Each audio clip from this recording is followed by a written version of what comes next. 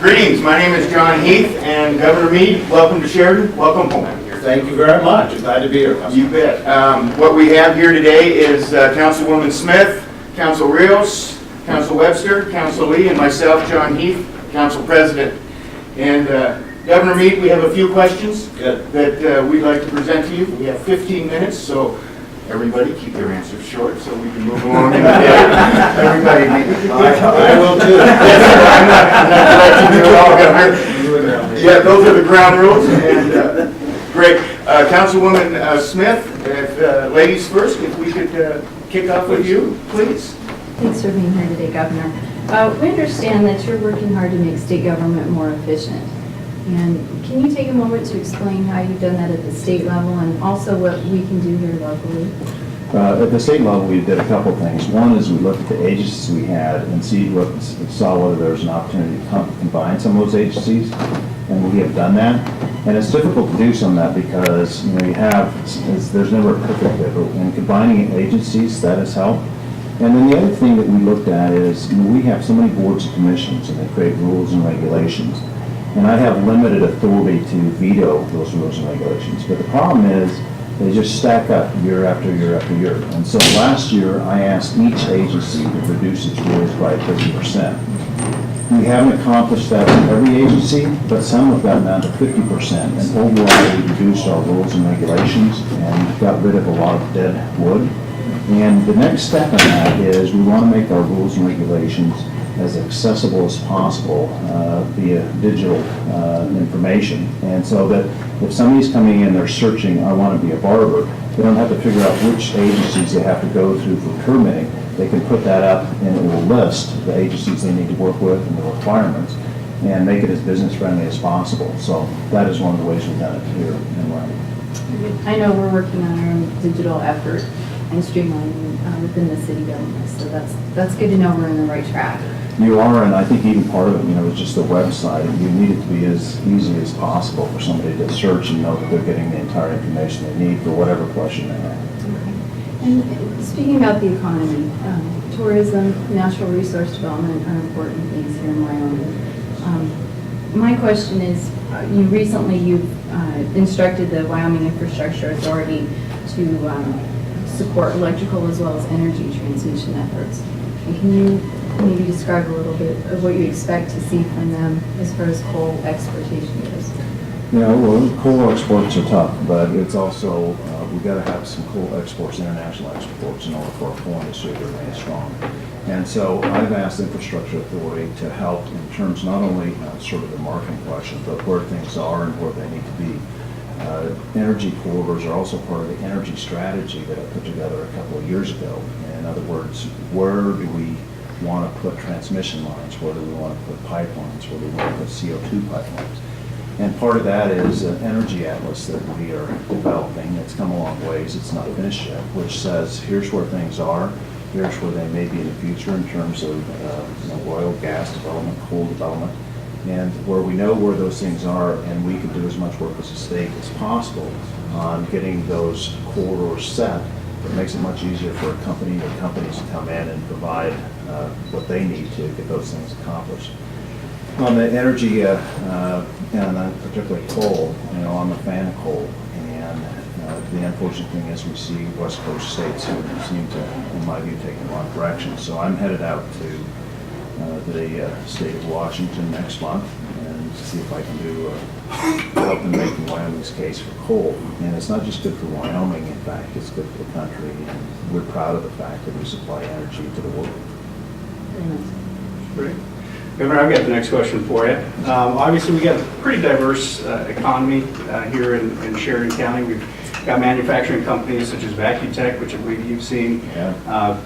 Tech companies like mine, Ptolemy Data Systems. As a matter of fact, I have to flag a couple of software developers, programmers that recently won a competition down in Denver, beat out, I think there were 1,500 people competing or companies competing, and it was a Google competition in which they developed projects to help the public sector, quite frankly. So it's great that we have that type of company here in Sheridan. I guess my question for you is, obviously we have healthy tourism as well. What do you see, what would you like to see that could be done to change the economy here locally and in Wyoming?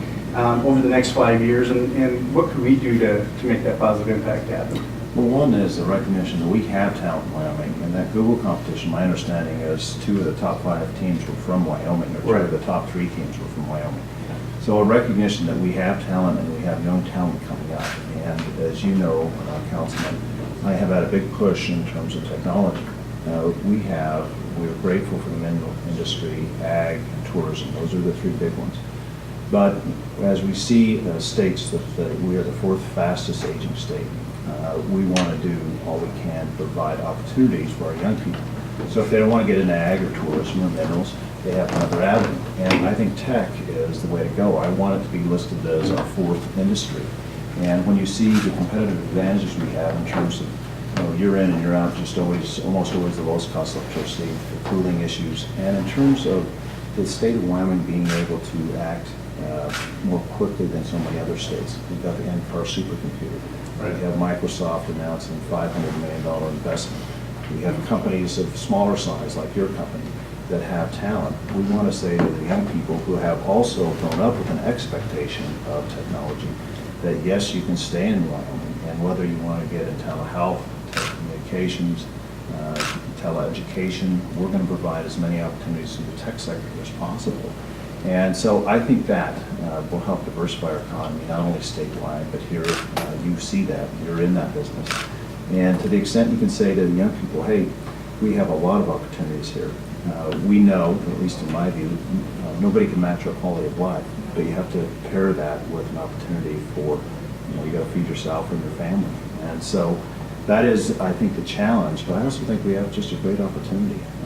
And young people don't make a decision. Maybe they want to live somewhere else for a while, but we don't want to leave them at the state where they say, I want to be close to my family, I love Wyoming, I love the hunting and fishing, but I can't make a living here.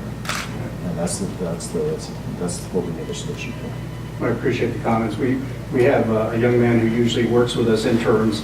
We just lost him to one of the local programmers, but we don't see it as a negative. It's an opportunity to diversify his skill set in tech, and so we're both companies are very pleased to see that. So we appreciate your support. Thank you. Well, Governor, along with that thought, I'm on the education thought, and that is from K through college. We're blessed here in Sheridan to have a great education system, K through college. And with that thought in mind, how would we like to see the economy change across Wyoming in the next 5 years? And what can we do to realize that goal?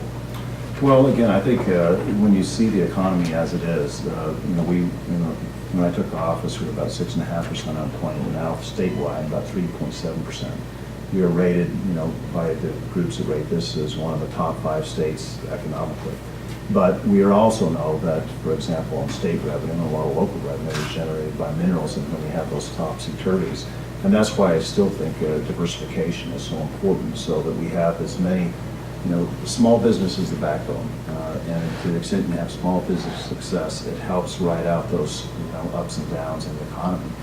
And I think the other thing that we need to really focus on in Wyoming is, as we look at our investment portfolio, where the state's putting money, as you know, I have a belief that a lot of money is important to get back to local communities for infrastructure needs, water, sewer, roads, bridges. Whenever you talk about developing the economy, if you don't have those basic foundations, you're kidding yourself. You have to have those things. And so this is the time, I think, we need to continue to look at investment in infrastructure and make sure that we're strong there. Because for a business that is here, and that's priority 1, keep the business you have. Priority 2 is try to recruit business. You can't say to somebody driving into town, hey, locate here, but we'll get back with you whether we can get you water or power or sewer. And so we need all our communities to have strong infrastructure, up-to-date infrastructure, and including an infrastructure, of course, in my view, is connectivity, broadband connectivity. Absolutely. Thank you, Governor. Appreciate Well, Governor, along the lines with Councilman Heath's question, my question is about our second largest industry, tourism in the state of Wyoming. And getting individuals in here to take in the sights and the sounds of Wyoming and how beautiful it is, airline. So my question is your thoughts on the airline service program now and moving forward. Yeah, as you know, Councilman, one thing you ought to do is get somebody up in a plane today and take a picture of Sheridan, because that's a great sale item. In terms of tourism, I have included more money for tourism because you see that the return on investment is 8-9-fold. Tourism had its best year last year. Even in recession times, the trend line for tourism is up. But part of that certainly is air service. And so I've also supported the minimum revenue guarantees for airlines because we have the product, the tourism product that I think is unmatched. But access is the question. And if you're saying to somebody, you can come enjoy such and such town in Wyoming, but it's within a day and a half or a day trip from once you hit a border, we don't get the full bang for our buck in terms of the product that we have. And so airline is tough. We're never going to buy our way out of a small population.